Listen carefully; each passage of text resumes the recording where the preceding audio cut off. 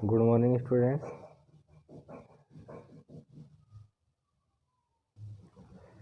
आज हम शुरू कर रहे हैं तुगलक वंश।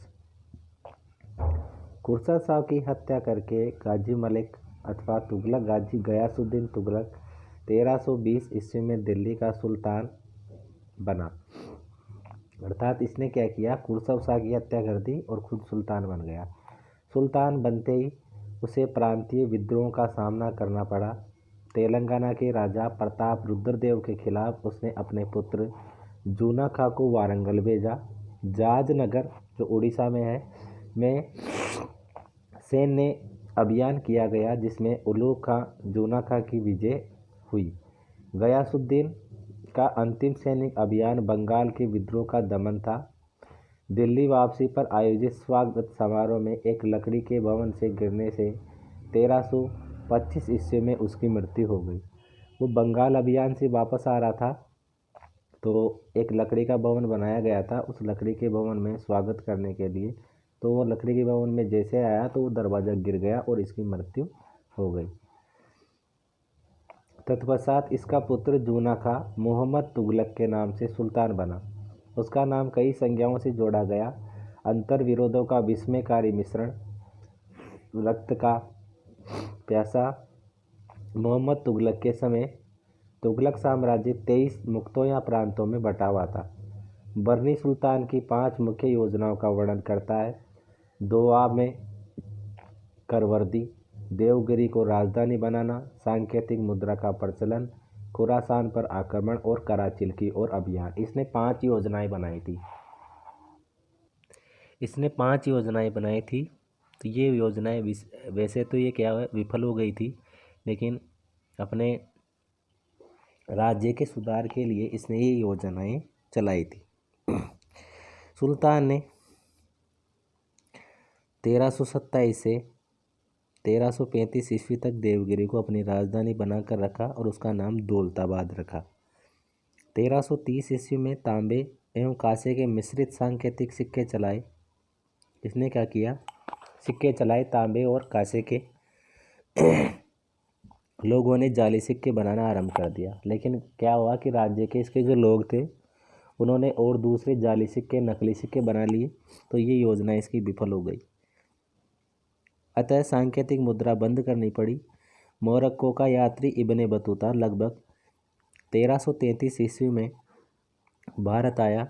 सुल्तान ने उसे दिल्ली का काजी नियुक्त किया तथा 1342 ईस्वी में राजदूत बनाकर चीन भेजा।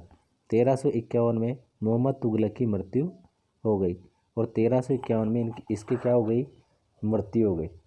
1351 में फिरोज शाह तुगलक सुल्तान बना, जो मोहम्मद तुगलक का चचेरा भाई था। अब नया एक शासक आ गया जिसका नाम है फिरोज शाह तुगलक। बंगाल के हाजी इलियास के स्वतंत्र हो जाने से उसके विरुद्ध फिरोज शाह ने 2 बार सैन्य अभियान किया, परंतु असफल रहा। फिरोज शाह ने सरकारी एवं सेना की नौकरी को वंशानुगत बना दिया। अर्थात सेना और जो सरकारी नौकरी है उसको इसने क्या कर दिया, वंशानुगत बना दिया। अर्थात जिसे पिता है तो पिता की जगह उसका पुत्र ले लेगा। ये योग्यता की जांच करने की प्रणाली का त्याग कर दिया। पहले क्या होता था, योग्यता के आधार पर उसको पद दिया जाता था, लेकिन इसने क्या किया, योग्यता को त्याग दिया। उसने अपने पुत्र फतेह खां को अपना उत्तराधिकारी नियुक्त कर सिक्कों पर अपने नाम के साथ उसका भी नाम अंकित करवाया। फिरोज ने भवन निर्माण कला को अत्यधिक महत्वपूर्ण बना दिया। हिसार, फिरोजाबाद एवं जौनपुर आदि नगर बसाए। टोपरा तथा मेरठ के अशोक स्तंभ दिल्ली लाए गए, परंतु विद्वान इन्हें पढ़ नहीं सके। फिरोज की सबसे बड़ी उपलब्धि थी हांसी तथा सिरसा के क्षेत्रों में पानी की कमी को दूर करने के लिए नहरों की खुदाई। अर्थात इसके काल में नहरों का प्रचलन हुआ है, नहरें खुदवाई गई है। एक नहर सतलज नदी से दीपालपुर के तथा दूसरी यमुना नदी से सिरमौर के पास खुदवाई गई। उपज वृद्धि करने तथा अकाल से निपटने हेतु ठोस नीति अपनाई गई। फिरोज तुगलक भी कट्टरवादी इस्लामिक अमीरों के हाथों में रहा। उसने न केवल ब्राह्मणों पर जजिया नामक कर लगाया। जजिया कर होता है जो गैर मुसलमानों पर लगाया जाता है, अर्थात जो मुसलमान नहीं है उसके ऊपर केवल कौन सा कर लगाया जाएगा, जजिया कर। बल्कि मुस्लिम विचारधारा शिया समर्थक व्यक्तियों को मृत्युदंड भी दिया। गैर इस्लामी सजाएं समाप्त कर दी गई। गैर शरीयत कर अर्थात जो 24 प्रकार के टैक्स थे उनको हटा दिया गया। केवल 4 मुख्य कर रखे गए और उन 4 करों के नाम हैं खराज, जक़ात, खम्स और जजिया। दासों की संख्या में असाधारण वृद्धि 1,80,000 हुई और दीवान बंदगान के नाम से दासों का एक नया विभाग खोला गया। दासों का एक विभाग खोला गया दीवान बंदगान, जो फिरोज शाह तुगलक ने खोला है, और इसमें दासों की संख्या लगभग 1,80,000 हो गई। फिरोज ने दिल्ली में खरबूजों तथा अंगूरों की खेती को प्रोत्साहित किया और अनेक बाग लगवाए। 1388 ईस्वी में फिरोज शाह की मृत्यु हुई। तुगलक वंश का अंतिम शासक नासिरुद्दीन महमूद था। इसी समय 1398 में तुर्क आक्रांता तैमूरलंग ने भारत पर आक्रमण करके लूटपाट की। इसके बाद नया राजवंश आया जिसका नाम है सैयद वंश। तैमूर ने दिल्ली को जीतकर खिज्जर खां को अपना प्रतिनिधि नियुक्त किया। खिज्जर खां ने सैयद वंश की स्थापना की है। 1414 से 1421 तक शासन करने के बाद भी खिज्जर खां ने न तो कभी शाह की उपाधि धारण की और न ही अपने नाम के सिक्के चलाए, अर्थात शांतिपूर्ण तरीके से इसने शासन किया। इसके बाद मुबारक शाह 1421 से 1434 ईस्वी तक शासक बना। इसने सर्वशाह की उपाधि धारण की। तो इसके बाद इसका जो उत्तराधिकारी है मुबारक शाह, इसने एक उपाधि धारण की है जिसका नाम है सर्वशाह की उपाधि। इसके बाद अगला जो वंश है वो है लोधी वंश। अंतिम सैयद शासक आलम शाह ने स्वेच्छापूर्ण दिल्ली का शासन त्याग दिया।